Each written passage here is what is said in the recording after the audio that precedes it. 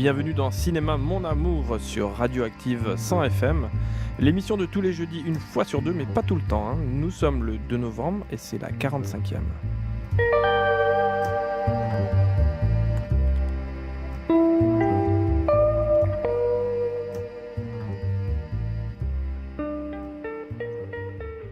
Bonjour à tous, nous sommes très heureux de vous retrouver pour une heure de cinéma à passer ensemble avec des news, des coups de cœur, des coups de gueule, des coups de griffe aussi, tout ça avec de la bonne humeur bien sûr, un peu de mauvaise foi parfois bien sûr, mais toujours avec passion et humour, c'est Cinéma Mon Amour.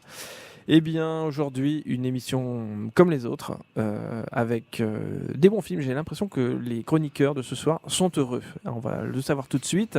Nathalie, bonsoir. Bonsoir. Es-tu heureuse ? Mais toujours. Mais toujours, mais peut-être plus encore. Alors j'ai vu de très bons films, j'ai vu d'un peu moins bons films, mais même dans les mauvais films, il y avait des choses intéressantes. Il y avait du bon. Il y avait du bon. C'est bien. Maxime, alors et toi ? Es-tu heureux ? Bah oui, très heureux, puisqu'il y a l'un des films de mon top 5 de 2017 qui est dans ce soir, que je vais chroniquer ce soir, donc ça va être génial. Maxime et les tops de Maxime.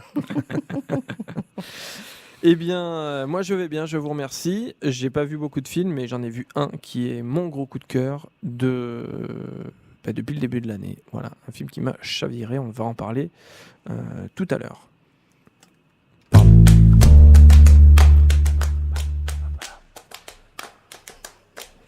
Voilà, je me suis fait électroniquer les oreilles, c'est pas grave. De l'actualité du ciné, c'est la rubrique Actua Ciné. Et c'est Maxime, bien sûr. Heureusement que tu es là, Maxime. Ouais, merci. Je t'en prie. Donc, on va commencer par une news qui est tombée dans la semaine. C'est Iñárritu qui va avoir un nouvel Oscar. Ah bon ? Oui, Comme car ça le réalisateur mexicain va se voir remettre un Oscar lors de la prochaine cérémonie, justement en février prochain. Ça sera un prix spécial pour son court-métrage en réalité virtuelle Carne y Arena. Et l'Académie a tenu justement à lui remettre ce prix pour, je cite, en reconnaissance d'une expérience visionnaire et puissante de storytelling. D'accord, bon, il ne reste plus qu'à le voir. Donc. Voilà, donc c'est un film de 7 minutes sur les migrants passant la frontière américano-mexicaine. C'est quelque chose d'extrêmement immersif d'après ce que toute la presse a dit et qu'il a vu à Cannes ont dit. Et voilà, et si vous voulez le voir, c'est jusqu'à fin février à la Fondation Prada à Milan. Ah oui, d'accord, donc faut. c'est pas à côté, c'est pas dis tout le donc. monde, oui. Non. C'est un peu. D'accord. Pour la diffusion, c'est pas top. c'est pas top. Quelque chose d'autre de bien ? On va pas enchaîner avec les bandes d'annonces, avec la bande annonce du nouveau Paul Thomas Anderson. Alors ça, voilà, ça c'est un événement. Voilà, Phantom Thread, qui est la deuxième collaboration entre Paul Thomas Anderson et David D. Weiss, qui interprétera Reynolds Woodlock, qui est un créateur de mode de renom dans l'Angleterre d'après-guerre et qui va voir sa vie de célibataire endurci bouleversée par l'arrivée d'une jeune femme qui va devenir à la fois sa maîtresse et sa muse. La bande-annonce est très bizarre quand même.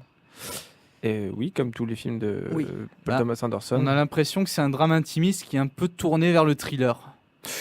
Thriller, je sais pas. Ouais. Là, c'est la bande-annonce qui est tournée comme ça. Après, Paul Thomas Anderson, je crois que c'est beaucoup plus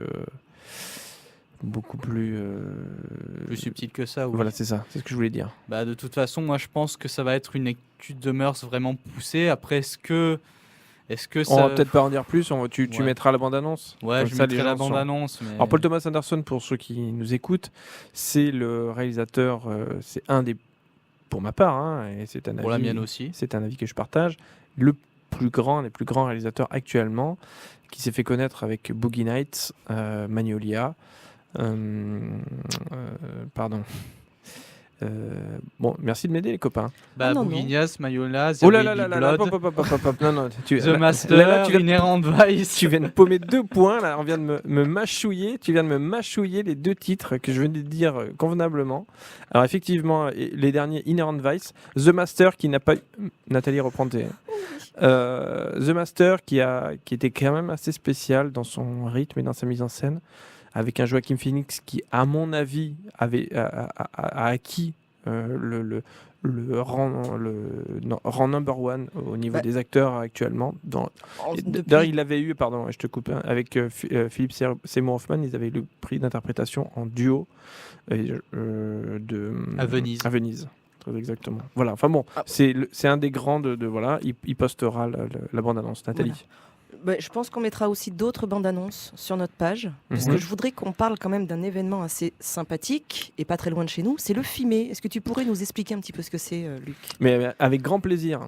Et le FIME, c'est donc le Festival international des musiques d'écran, un festival de ciné-concert. Alors, un ciné-concert, C'est-à-dire? c'est-à-dire, c'est un film muet, donc de la période du muet, c'est-à-dire antérieur à 1930, un film qui est donc projeté dans les salles et qui est accompagné en direct par des musiciens au pied de l'écran.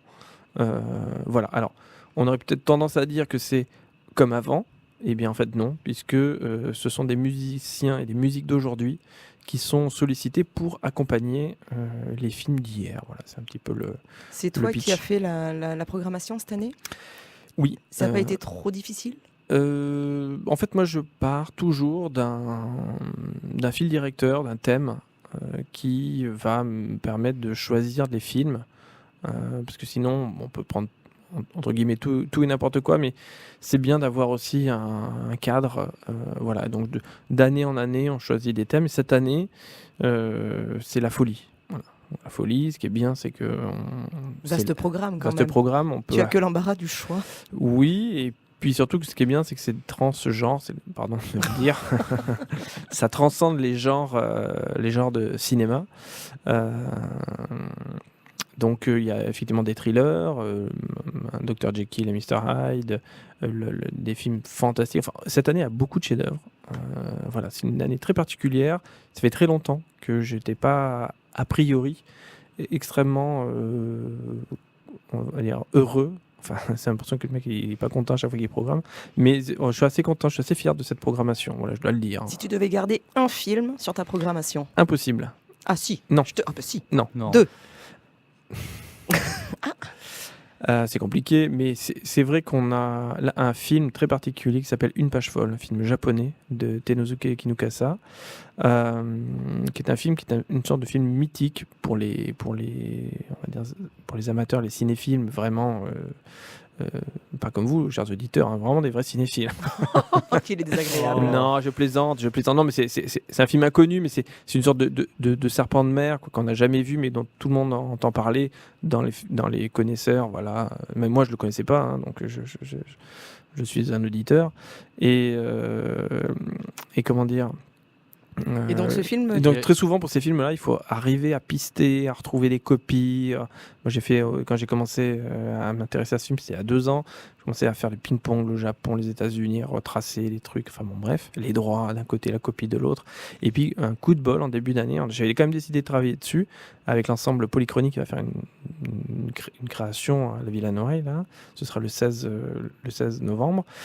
Et coup de bol, un distributeur français, que je connais bien en plus, décide de le sortir en début d'année. Donc forcément, c'est une chance, ça facilite beaucoup le choix. La mise en route, bien Voilà, sûr. la mise en route, etc. Donc voilà, c'est pour le plaisir du cinéphile, parce que du coup j'ai vu le film plusieurs fois, et c'est un film météore, quoi. Et ce qui est fou, c'est que dans cette programmation, il y en a d'autres films météores qui sont des chefs-d'œuvre absolus. Je pense à La Passion de Jeanne d'Arc, de Dreyer. Et je pense à La Chute d'Elmaison-Usher de Jean Epstein. Enfin, c'est des films. Voilà, il y a un film comme ça. Et voilà, il ne ressemble à aucun autre. Et c'est vraiment des chefs-d'œuvre absolus, quoi. Il y en a d'autres. Tu peux nous rappeler les dates, s'il te plaît? Les dates, c'est donc du 10 au 19 novembre. Voilà. Et D'accord. vous pouvez retrouver toutes les infos sur www.filmfestival.fr. Et j'ai juste une question. Est-ce que tu n'aurais pas par hasard des petites places à faire gagner? Ouh là là, tout le temps en train de gratter là, c'est pas toujours, possible. hein. Ah bah, Non, mais bien sûr que j'ai des places à gagner, j'en ai plein mes poches. Je dois aussi rappeler que Radioactive est partenaire de l'événement. Voilà. Donc vous pouvez aussi retrouver l'information sur le site Radioactive et Alors, des pour places. Pour Alors les des places à gagner, Oui. tu me les as dit avant, donc Oui. je te coupe un peu la Je t'en parole. prie. Nous avons 2 places à gagner pour Oulioul, le 12 novembre, c'est Cauchemar et Superstition. Mhm. Et 2 places le 19 novembre pour le Pradé, Les larmes du clown. Absolument. Chef-d'œuvre aussi. Chef-d'œuvre. Donc pour les gagner, on fait comment, monsieur Maxime? Eh ben, il faut envoyer un mail avec votre nom, votre numéro de téléphone, votre nom, prénom Numéro et de numéro carte de vitale. qu'on Non, puisse juste aider. nom, prénom et numéro de téléphone sera suffisant à notre adresse mail cinémamonamour tout attaché .radioactive@gmail.com. Eh ben parfait. J'ai encore une petite Et question. vous avez jusqu'à la fin de l'émission pour justement Envoyer envoyer un mail. Voilà. le premier. Les premiers. Ouais, les puisqu'il y en premiers. a deux. L'affiche, est-ce que tu peux nous parler de cette affiche qui sort de ce qu'on avait l'habitude de voir à cette période-là de l'année? Oui, alors c'est vrai que ça faisait 10 ans tout rond qu'on avait une identité visuelle très Marquée. remarquée, plus peut-être que remarquable en tout cas. Et puis donc au bout de 10 ans, on s'est dit qu'elle a eu des bons et loyaux services, donc on la laisse reposer et on passe à autre chose. Et voilà, on a un petit peu, ça faisait quand même 2 ans qu'on réfléchissait à ça, qu'on a un petit peu travaillé avec notre graphiste. Et voilà, il nous a proposé quelque chose d'assez différent, même si je tenais quand même à garder quelques éléments constitutifs, à savoir voilà, l'œil pour le cinéma, un instrument de musique pour la musique, et voilà un code couleur, un aplat de couleurs derrière. Pour cette année, c'est le noir, et le noir de la folie.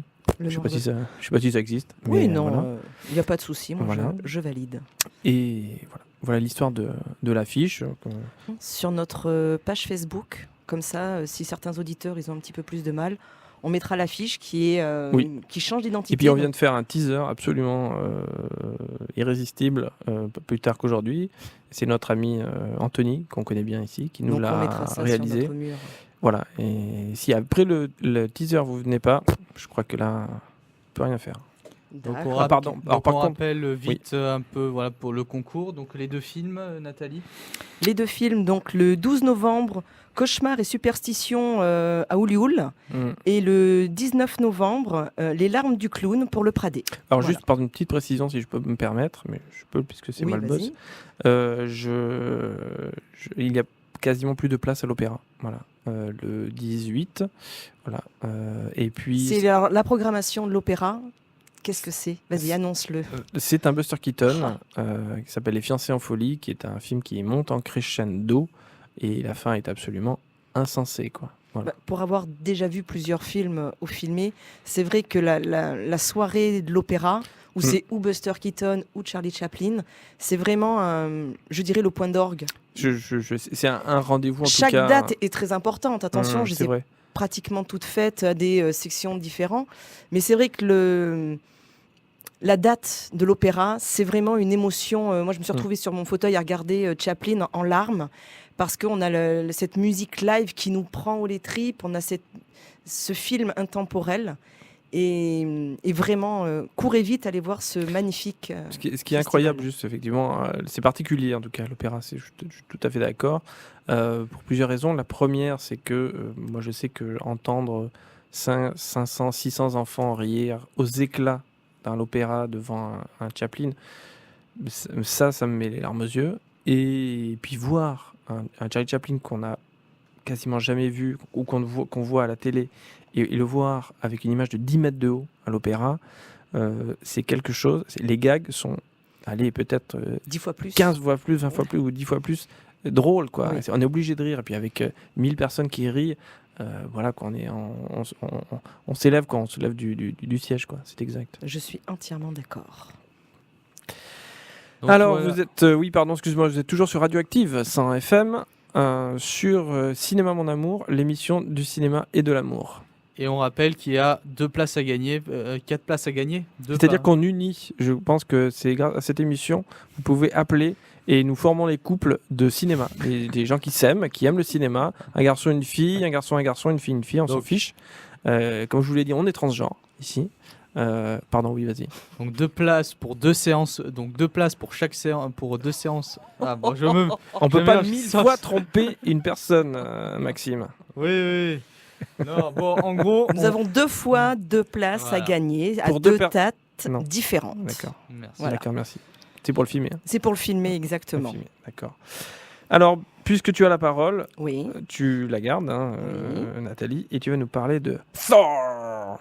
Thor Voilà. Ragnarok. Ragnarok. Donc, privé de son marteau puissant, Thor est retenu prisonnier dans une lointaine planète aux confins de l'univers. Pour sauver Asgard, il va devoir lutter contre le temps afin d'empêcher l'impitoyable Hela d'accomplir le Ragnarok. Oui. Alors, ce qu'il faut savoir, c'est que Thor, c'est le 3e épisode de la saga et que c'est le 19e film Marvel Ah ouais, quand depuis le début. Ça commence quand même déjà un petit peu à chiffrer. Depuis Iron Man. Depuis Iron Man, tout à fait. J'ai envie de dire, on prend les mêmes et on recommence, avec de nouveaux personnages hauts en couleur, avec du rose clair, du bleu turquoise et Un peu de fluo, non, j'ai l'impression. un peu beaucoup de fluo, et des méchants encore plus méchants. Ça se rapproche un petit peu le style des Gardiens de la Galaxie, avec une musique très rock, qui pulse plutôt bien. Donc le film remplit son cahier des charges. J'ai passé 2h11 à rire, à m'amuser, à en prendre plein les yeux. C'est drôle, c'est divertissant, c'est fun. Chris Hemsworth est absolument divin. Il est passé chez le coiffeur. Il est sublime. Après, c'est normal, hein, il joue le rôle d'un demi-dieu. Il est beau comme un demi-dieu. Ah non, mais non, un dieu. Vraiment. Voilà. Bon, il est vraiment très, très Il est bien. beau comme un dieu du stade. Exactement. Kate Blanchett est un peu too much, mais bon, on sent qu'elle est venue là pour faire plaisir à Donc, ses garçons. Ouais, donc je me demande si elle est contente d'avoir joué un reine noir. Non, ça c'est méchant. Et tu es jaloux parce que tu n'as pas pu aller le voir, toi. C'est vrai. Donc, non, il remplit son cahier des charges. Il est fun, il est drôle. Qu'est-ce qu'on va demander de plus à un Marvel J'ai envie de dire pas grand-chose. Oui, c'est vrai. Alors, effectivement, ça lorgne. J'ai l'impression que ça lorgne du côté de. Alors, est-ce que on va pas avoir un effet de comment dire, de lassitude, Maxime? Bah, moi, j'ai trouvé qu'en fait, ce film Thor Ragnarok, c'est qu'ils ont essayé de reproduire la recette des Gardiens de la Galaxie, mais en moins bien. Mais le souci, c'est qu'ils ont réussi en Fais fait attention, à Nathalie avoir... est juste à côté de toi. à Tu, avoir- tu n'es pas séparé par une vitre. Oui, je sais. Mais ils ont réussi à avoir un réalisateur qui, pour moi, est extrêmement prometteur, qui s'appelle Taika Waititi, qui est en fait un réalisateur... Est-ce que tu veux bien présenter tes excuses tout de suite au micro? Taika Taika Waititi. Waititi. Voilà. Oui, parce que Taikiki, non. Ça marche pas, C'est ça. Ouais. Voilà, qui est un réalisateur... J'attends toujours tes excuses. Je m'excuse, c'est bon. Qui est un réalisateur néo-zélandais qui est extrêmement prometteur, qui avait fait un film qui s'appelait Vampire en toute intimité, que je conseille de voir en VO sous-titré, pas en VF parce qu'il y a eu un redoublage de Nicolas et Bruno qui a été fait, qui est vraiment lamentable. Donc je le conseille vraiment en VO sous-titré, mais enfin bref, c'était un peu la parenthèse. Et c'est un réalisateur qui a poussé, qui est un grand fan en fait de comics, de Heureusement. manga, etc. Et il a poussé vraiment l'esthétique du film à un niveau presque nanardesque, mais ça frôle tellement le nanar que ça en devient jouissif. Mais vrai. Alors, autant ça fonctionne très très bien pour Thor, parce qu'on est vraiment, c'est vrai, proche du nanar, autant pour un film comme Kingsman, où il se vautre totalement. Non, je suis désolé, c'est vraiment Kingsman. C'est Alors là, je te laisserai pas parler de Kingsman. on appelle ça une vendetta. On Voilà. appelle ça une vendetta. Ça ouais. sort de nulle part et bim dans ta face. Oh, Oh, la vengeance arrivera très vite. oui. Avant la fin de l'émission, peut-être. D'accord. Ou pas. Alors, donc 1-0. Non, donc voilà, Euh, donc c'est une esthétique totalement à la Flash Gordon et j'ai Voilà, eu c'est ça, c'est ce l'impression que j'allais te dire. qui est en gros À la Flash Gordon de 1980. tout à fait. Et j'ai l'impression qu'en fait, il est arrivé sur le scénario et le scénario devait être un peu bancal, voire pas terrible, et il s'est dit je vais aller totalement dans la parodie du scénario. Et c'est vraiment jouissif. C'est Là-dessus- drôle, là-dessus, je suis c'est d'accord. c'est C'est plus très drôle. drôle Tu es sûr que que... t'as pas vu Capitaine Orgasmo? Non, mais qui est Ah un bon. excellent film d'ailleurs. Ouais. Mais non, c'est hyper, Restez sérieux, s'il vous plaît. c'est hyper jouissif. Vraiment, c'est Oui, bon, ça, c'est un c'était film bon. qui est... Donc ça, on va dire que c'est fait. C'est voilà, c'est plus drôle, ça va plus sur l'humour que sur l'action. Voilà, ceux qui s'attendent à des grandes batailles épiques vont être un peu déçus.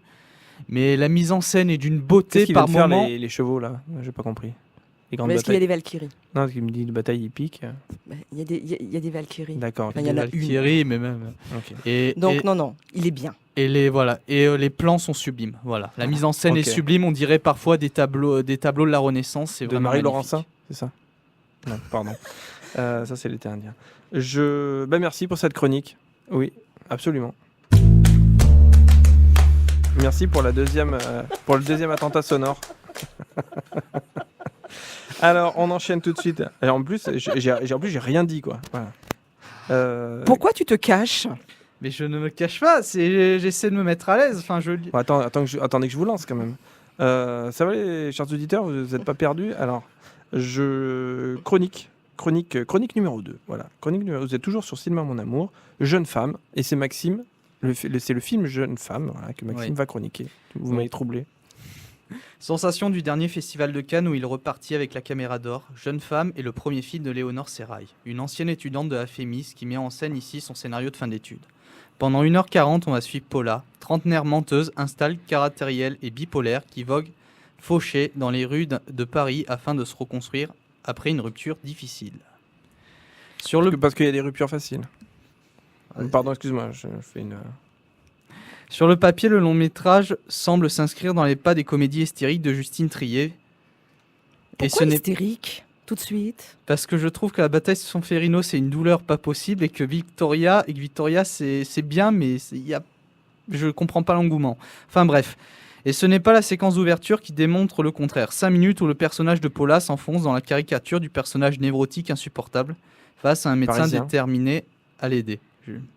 À cet instant, je ne vais pas vous le cacher, j'ai failli me barrer de la salle. Pourtant, grand bien m'a pris de rester car Léonore Serrail a l'intelligence d'affiner et d'enrichir la psychologie de son héroïne.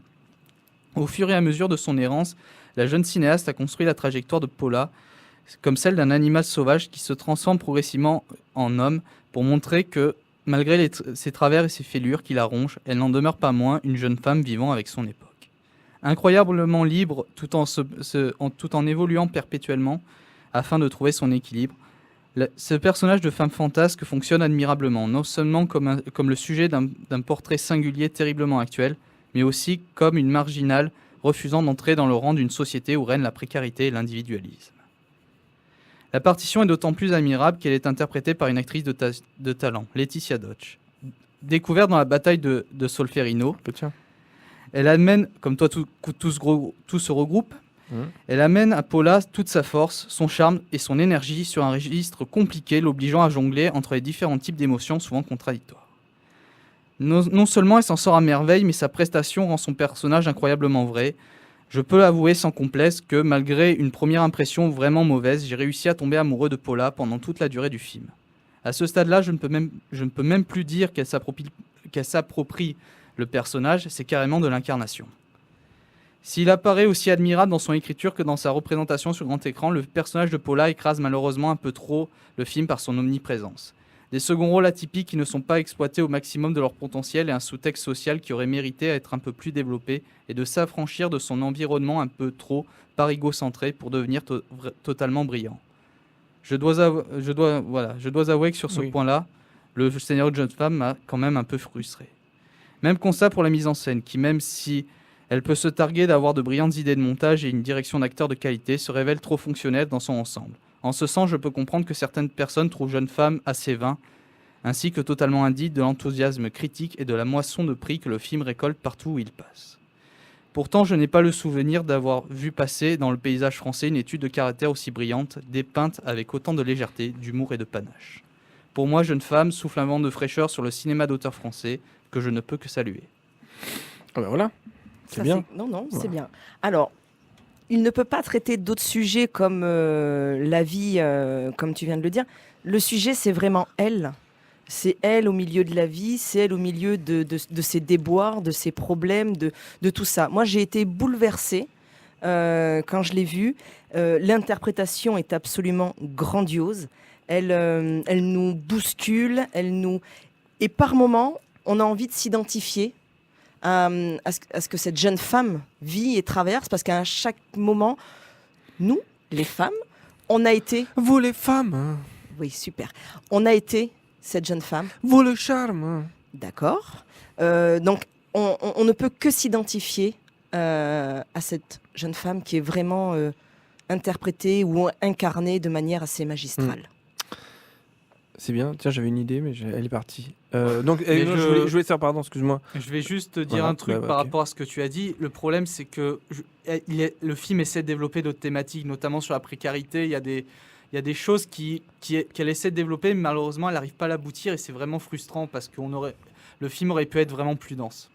C'est ça que je Oui. regrette. C'est un de mes regrets du Danse, tu film. veux dire qu'il. Mais Bon, sinon, ça a été un vrai coup de cœur. Ouais. C'est- d'accord. Est-ce que on peut dire que c'est l'anti-Bridget Jones?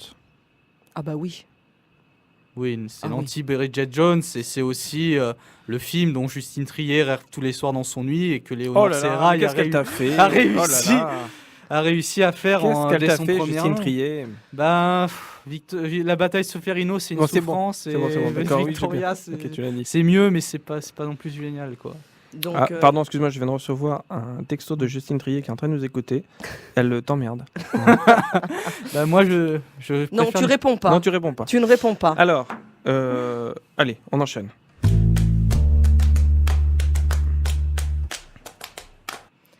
Tu vas nous parler de quoi, Luc? Oui, alors on enchaîne un petit peu sérieusement. Je vais vous parler d'un film, voilà, et autant vous le dire tout de suite, un film qui m'a complètement bouleversé. Je pense que c'est le film qui m'a le plus bouleversé cette année.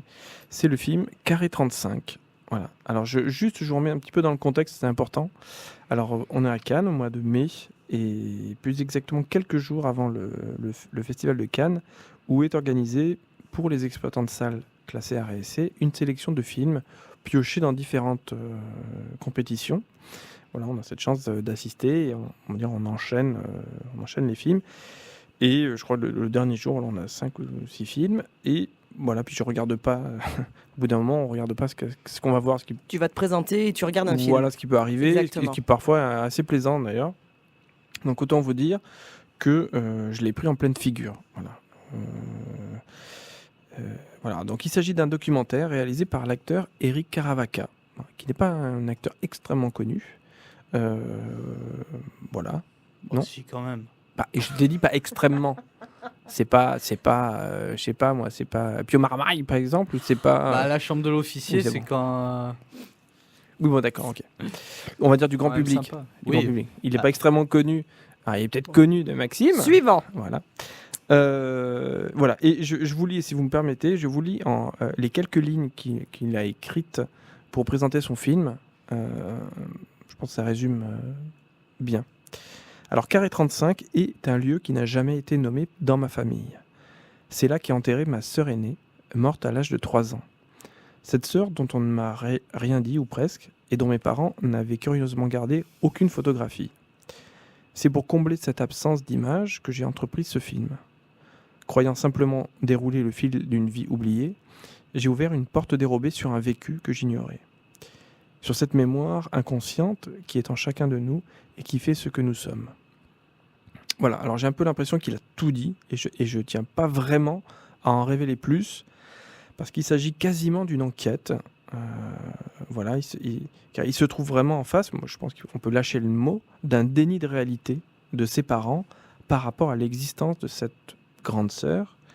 Et il va devoir, il veut reconstruire ou même construire l'existence et la mémoire de cette sœur, et par là même, il va réécrire sa propre histoire.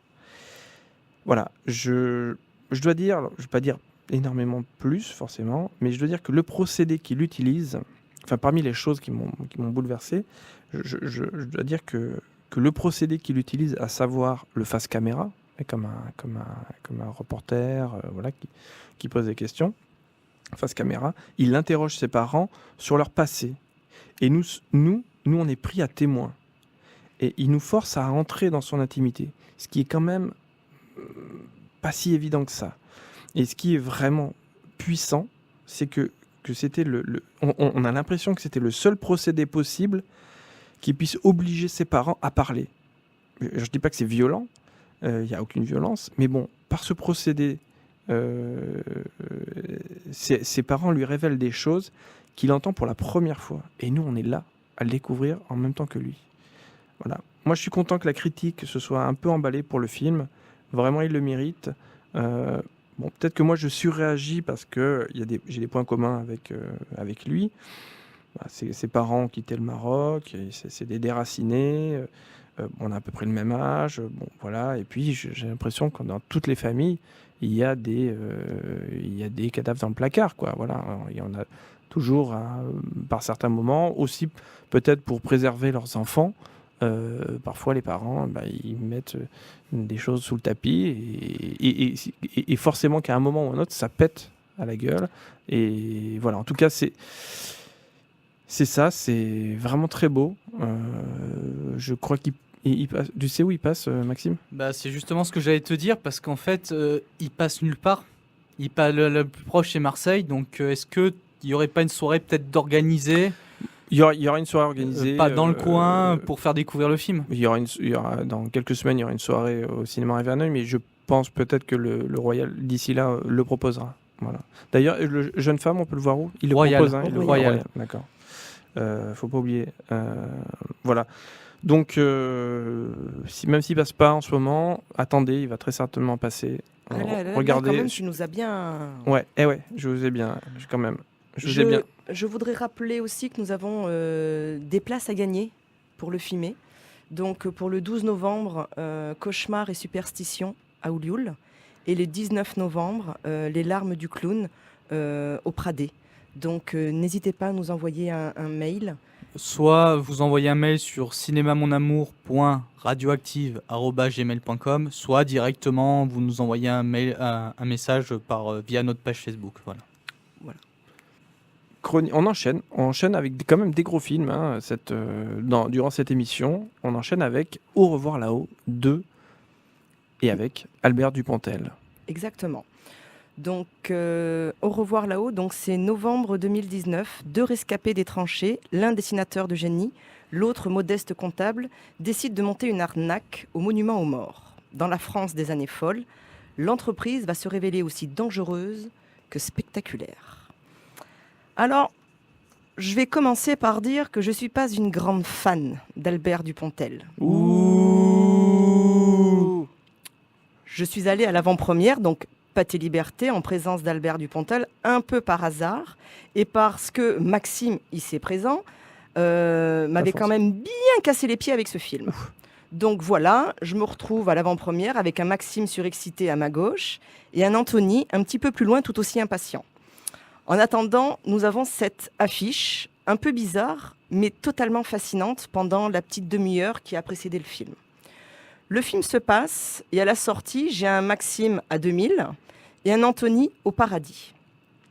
Ce film, pour ma part, je l'ai mûri et il a fait son petit bonhomme de chemin. Si j'avais dû faire la chronique de ce film à ce moment-là, ou quand je l'ai vu, elle aurait été différente. Parce qu'aujourd'hui, pour moi, le film est sublime. C'est une fresque historique française émouvante, servie par un casting impeccable. Ils sont bons, ils sont tous extraordinaires et d'une justesse impressionnante. L'atmosphère, la lumière, les costumes, tout est parfait. Et j'ai même envie de crier au génie, même jusqu'à cette magnifique affiche qui réussit à nous vendre le film sans rien nous en dévoiler. Absolument. Je n'ai qu'une chose à dire, chef-d'œuvre. Mais le pur plaisir de cette avant-première reste d'écouter Monsieur Albert Dupontel. Tout, il nous a tout expliqué. Les moindres détails de son film, de ses acteurs, de la lumière, des costumes, de ses anecdotes. Donc je terminerai avec ceci. Merci, Monsieur Albert Dupontel, pour ce pur moment de plaisir et de bonheur. Oui, Maxime, tu lèves la main. Vas-y, mon petit Maxime. Bah, c'est le film français qu'on attendait depuis au moins 15 ans. Ah oui, quand même. C'est le film qui arrive à mêler grand film d'auteur, film grand public et grande aventure romanesque. Après Astérix, c'est les Jeux Olympiques, c'est ça? Ah non, Non. après un long dimanche de fiançailles. Ce qui a été quand même assez troublant avec cette avant-première, c'est que on a vu donc un monsieur Dupontel arriver devant nous. On lui a posé, les gens ont commencé à poser des questions et en fait, avec de toutes petites questions, vraiment très très courtes, Il nous en a fait des kilomètres, mais c'était super intéressant. Il nous a expliqué qu'au départ, donc c'est tiré d'un bouquin, un prix Goncourt. Le prix Goncourt. Le prix Goncourt. Et qu'en fait, l'écrivain, quand il avait commencé, il avait pensé à une idée un petit peu, on va dire, futile et imaginée. Et en fait, il s'avère que le problème qui se pose dans le film est donc tiré d'histoires vraies. Donc c'est vrai que ça remet pas mal de choses en parallèle. Et je trouve que en France, on sait faire des grosses merdes, mais on sait faire de très très beaux films de cette qualité-là. Et c'est dommage que les gens n'aillent pas voir plus ce genre de film, parce que le film est Plutôt vraiment... que d'aller voir des grosses merdes, c'est Plutôt ça. que d'aller voir des grosses merdes. Et les merdes sont nombreuses. Allez voir ce film. On marche dedans. Il est touchant, il est émouvant et il est transpirant de réalisme. Je l'ai mûri le film, j'ai beaucoup aimé. Si tu as un truc à dire, Maxime, je sais que toi aussi. Parce que tu étais excité quand même. À la fin, du film, tu étais à 2000. Sur d'autres, j'ai 2 petites réserves. Après, si tu veux rester excité, on peut enchaîner sur ta chronique qui arrive. Hein. Oui, aussi. Mais juste pour dire un truc par rapport à Albert Dupontel, c'est quelqu'un qui est vraiment, c'est un cinéaste qui est vraiment très respectueux de son public. Il préfère enchaîner de gros mois d'avant-première. Il communique beaucoup avec son public. C'est quelqu'un qui préfère enchaîner des gros mois à sillonner toutes les villes de France plutôt que se retrouver devant des journalistes. Ça, c'est très rare pour le souligner. Oui, et puis il faut quand même préciser que c'est pas comment dire, parce qu'il a commencé comme humoriste, stand-up, etc. Et il est passé à la réalisation. Et disons que c'est presque un des premiers à avoir fait ça. Après, il y a eu Chabat, etc. et machin, avec le succès. Après tous les autres qui ont commencé comme humoristes et qui ont enchaîné comme réalisateurs, avec les succès qu'on connaît ou pas d'ailleurs. Et ce qu'il faut quand même préciser avec Dupontel, c'est que c'est pas un humoriste qui a passé réalisateur comme les autres. C'est un immense cinéphile. Ah mais ça se sent. Oui. C'est ça un se sent cinéphile. Quand il nous explique les choses. C'est d'une logique et tout est logique. Et quand on dit, moi j'ai lu et je trouve ça un peu idiot, je trouve ça un petit peu racoleur, accrocheur, comme truc en disant Albert Dupontel tient enfin son grand film. Pardon, mais il a quand même fait des grands films. Bernie, c'était exceptionnel. Bon, Bernie, c'est exceptionnel, c'est un film culte, bon, c'est autre chose.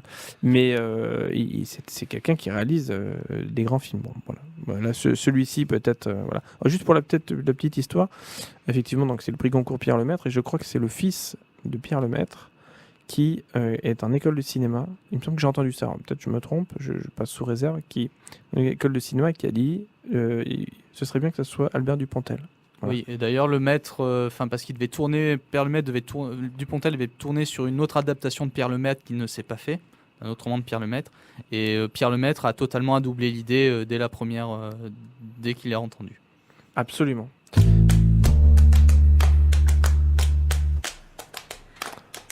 Maxime, tu vas nous parler d'un film qui suscite un peu la polémique. Enfin, la polémique. En tout cas, des passions. Ouf, attention. Oh, pardon, ouais, je rapproche le micro. Qui suscite des passions. La mise à mort du cerf sacré avec un Yorgos Lanthimos qui comment dire, qui suscite toujours des polémiques. Voilà, oui, bien sûr. Oui, absolument. Donc, déjà, j'aimerais dire un mot comme quoi Yorgos Lanthimos, c'est un de mes cinéastes préférés. Comme Paul Thomas Anderson, comme Scorsese, c'est pour moi un des plus grands cinéastes en activité parce qu'il arrive à avoir un univers singulier, mais je vais y revenir. Donc, dès le titre, la mise à mort du cerf sacré s'annonce comme un sacré programme. Ici, le réalisateur Yorgos Lanthimos s'approprie les codes de la tragédie grecque pour dépeindre l'histoire d'un brillant et arrogant chirurgien qui voit le fils d'un de ses anciens patients qu'il a pris sous son aile jeter une terrible malédiction sur sa famille. Pour l'arrêter, il devra tuer de ses propres mains l'un des membres de sa famille. Radical, dérangeant et glaçant sont les mots pour résumer le nouveau long-métrage du réalisateur de The Lobster, qui brise au passage un bon nombre de tabous de l'histoire du cinéma mondial. Pour autant, si certains spectateurs risquent de rester hermétiques à sa démarche, j'ai trouvé que la mise à mort est le sommet de sa filmographie. Sur le fond, comme pour The Lobster, le film est d'une densité incroyable qui s'adaptera au spectateur qui le regardera. Personnellement, j'y ai vu une immense réflexion sur la mort, la culpabilité, l'impuissance, l'absolution et nos interactions sociales. Amen. Chacun y verra la lumière dans sa chapelle, mais comme toute bonne tragédie grecque, l'essentiel,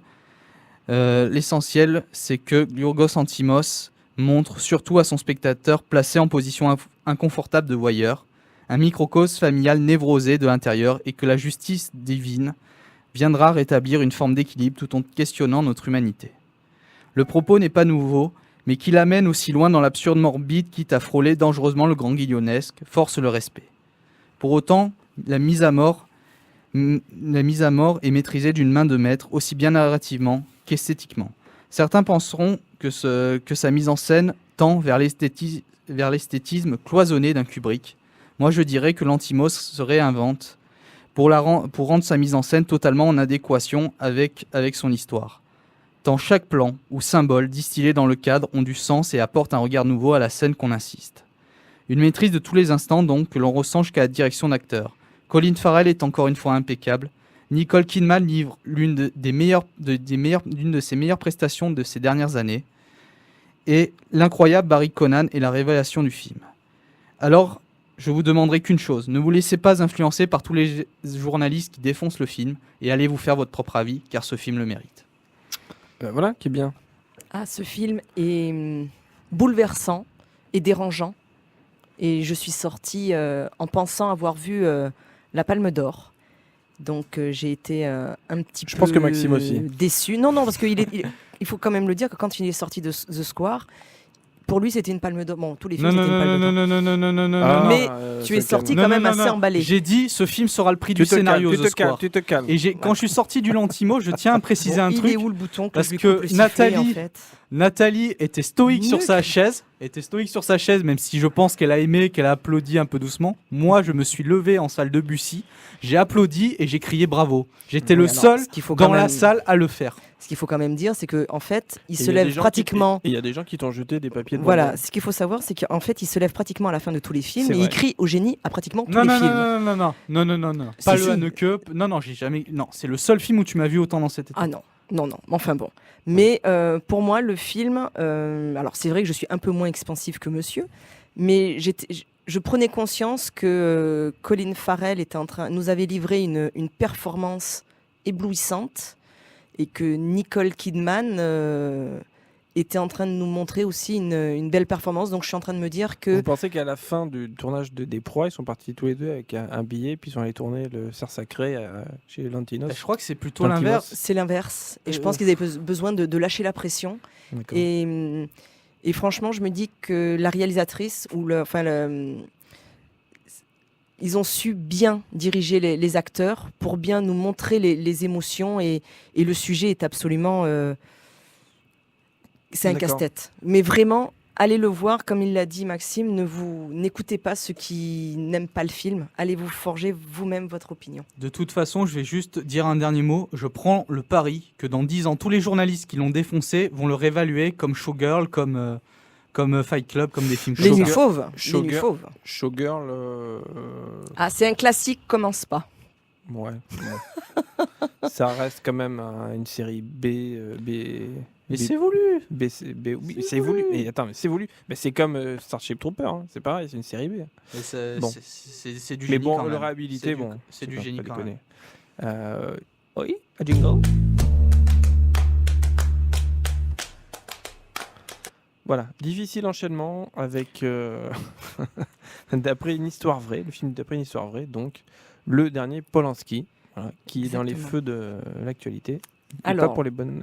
Je vais rester, moi, sur le domaine cinéma, C'est bien. si tu me le permets. Ah ben je te le permets. Donc, d'après une histoire vraie de Roman Polanski, Delphine est l'auteur d'un roman intime et consacré à sa mère, devenu best-seller. Déjà éreintée par les sollicitations multiples et fragilisée par le souvenir, Delphine est plutôt tourmentée par les lettres anonymes l'accusant d'avoir livré sa famille en pâture au public. Alors, quand j'ai su que j'allais pouvoir aller à Cannes cette année, je n'avais qu'une envie, c'est de voir ce film-là. Ah oui. Pour 2 raisons. Pour Roman Polanski, parce que pour moi, Rosemary Babies, Carnage, La jeune fille et la mort, Tess et bien d'autres. Eva Green, Le pianiste. le pianiste.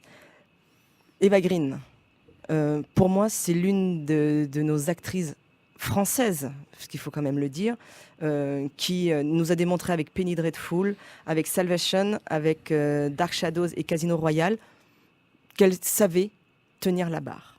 Donc c'était juste parfait. Le film est plutôt bien mené, la tension et le suspense sont présents, et la réalisation est sympa. Mais Emmanuel Seigné, tu te tais, Maxime, face à Eva Green, se fait manger. C'est-à-dire que c'est vrai que leur position dans le film fait que Eva Green a plus de prestance. Bon, en plus, j'aime pas Emmanuel Seigné, donc comme donc ça ça n'aide pas. ça n'aide pas du tout. Après, l'histoire et les personnages sont peut-être... voilà. Je dirais que Roman Polanski, pour moi, c'est un très grand réalisateur avant tout. Voilà, donc c'est pour ça que je Avant l'aime d'être bien. un pervers, tu veux dire. Je garde le côté réalisateur, Ouais, je ne d'accord. parlerai Ouais. pas d'autre chose. Et je dirais que le film est bien, mais si on lui avait pas cassé les pieds pour que le film soit justement présent à Cannes, si on lui avait laissé faire ce qu'il voulait faire dès le départ, il aurait peut-être pas... C'est-à-dire se taper tout le monde sur le tournage. Tu sors. Voilà, avec Maxime, vous sortez, vous allez prendre la voiture. Je pense que si on lui avait laissé faire ce qu'il avait à faire, comme il voulait le faire, et pas en le pressant comme un citron, parce que déjà à l'époque, il y avait des problèmes, on va dire, d'actualité. On l'a pressé, il avait les mains un peu liées, donc il n'a pas sorti le grand film que le film aurait dû être. Puis aussi, il y a eu l'affaire des Césars qui a éclaté en plein milieu du tournage. C'est ce que je suis en train de dire. Donc, mais je vais rester bornée sur le cinéma. Parce que voilà. Donc je pense que ça n'a pas dû l'aider. Le monsieur, il a dû être un peu perturbé. Mais je vais quand même le défendre en disant que le film aurait pu être bien mieux. Mais qu'il est... C'est un mineur. Voilà. C'est un Roman Polanski mineur. Mais C'est le cas de le dire. voilà. Non, je te coupe le micro. Tu ne Ah prends non, pas la mais parole. Non, tu ne parles pas. C'est quoi cette attends. dictature? Non, mais non, attends. Non, mais il faut quand même admettre que le film se fait un peu défoncer. un peu. Et je vais Mais je pense que remettre les une gens, petite couche. non, mais ce que je pense que les gens font l'amalgame et que malheureusement, Non, non. c'est... Pas longtemps, alors. Non, les gens Il ne est où font le pas bouton l'amalgame. Non. Le Polanski, c'est pas non seulement un Polanski mineur, c'est peut-être son pire film cinématographique. Il a été pressé par un citron, je suis d'accord. Je suis d'accord, il y a eu tout ce qui s'est passé autour, l'affaire des Césars, qui s'est fait que les producteurs lui ont mis une pression de dingue à lui et à Assayas pour que le film soit présent à Cannes. Voilà, donc mais le souci étant, c'est que je trouve le contraire, Eva Green est très mal dirigée. Elle est totalement dans sa caricature. Et ça, je pense que c'est Non. justement le fait que Polanski on a tellement pressé Polanski comme un citron qu'il n'a pas pu faire de répétition et qu'il a dû bâcler ses scènes. Et même des plans, mais notamment, je pense, il y a un jump scare sur un ordinateur, mais c'est nanardesque. C'est quasiment, c'est totalement non seulement indigne d'un Polanski, mais c'est nanardesque. Okay. Et je conclus en disant D'accord. que ce film aurait dû être si ce film aurait pu être un direct to DVD, j'aurais dit qu'il aurait été à peu près correct. Mais venant de Polanski, c'est extrêmement décevant. Ok, c'est son avis, il partage. On n'ira pas plus. Tu remarqueras que je ne dis rien. C'est vrai. Et mais quand même. Bon. Je ne dis rien. Voilà, Elle va c'est mettre- bien. Mais c'est beau. Voilà, c'est beau. Écoute. Attends, dans 2 minutes, Je tu te vas peut-être découvre. voir. Je te découvre. Oui, Non, mais- tu peux me redécouvrir. Je te découvre calme. Non mais Oui. attends 30 secondes, attends 30 secondes qu'elle va mettre attends musique. 30 secondes et tu vas voir. Après, je le non, démonte. On peut pas la. On peut pas la mettre, la non, musique. on peut Bon, alors, pas. je mets À un la petit limite, jingle. un petit jingle. Ça y est, t'as perdu tout. Alors, Maxime. Oui. Alors, ce Logan Lucky, ce dernier Soderbergh. Bah, est-ce je vais qu'il le est- dire vite fait en 2 mots parce qu'on n'a pas trop de temps. Que Voilà. en gros, c'est un peu Ocean's Eleven chez les, on va dire dans l'Amérique profonde, Chez les rednecks. chez les rednecks. Mais voilà, c'est un film qui est totalement fun. Il passe par beaucoup de types d'humour, notamment le cringe, qui est une sorte d'humour un peu du malaise qu'utilise beaucoup Adam McKay dans ses films. Voilà, et qui là fonctionne à merveille. Et ce que j'ai aimé surtout dans ce film, c'est que c'est pas totalement un Ocean's Eleven, c'est plus qu'un Ocean's Eleven chez les rednecks, c'est qu'il y a un sous-texte social qui est vraiment excellent. Il fait un portrait de l'Amérique profonde qui est vraiment très, très réjouissant et très pertinent. Et je trouve que c'est le gros point fort du film avec la Une Amérique- direction d'acteur. Une qui Amérique est pro-Trump. un peu pro-Trump, oui, mais surtout, oui, c'est ça, une Amérique un peu déconnectée, ouais, un peu rurale, on va dire. Bon, rural, c'est une chose. Après, c'est Dans pas ta parce que- bouche, ça c'est méchant par Ouais, contre. Non, non, non, bah, c'est un Amérique, oui, un peu pro-Trump, ouais, qui est un Ouais. peu pro-Trump, qui est, voilà, un peu cette Amérique qui vit un peu des courses de NASCAR, un peu, voilà, quoi. C'est un peu, on Qui va vit dire en- déconnecté. Moi, qui je vit dis entre elles, déconnecté. qui ouais. vit entre Ouais, elles. ouais. T'as aimé ou pas? Moi, j'ai adoré. J'ai trouvé vraiment que c'était un bon film. C'était pas le meilleur Soderbergh, mais c'est hyper jouissif, très très drôle. Qu'est-ce que t'as avec ce Et- mot ce soir? Jouissif, tu nous le sors à Oh, pratiquement sois à tous pas- les trucs. sois pas méchant.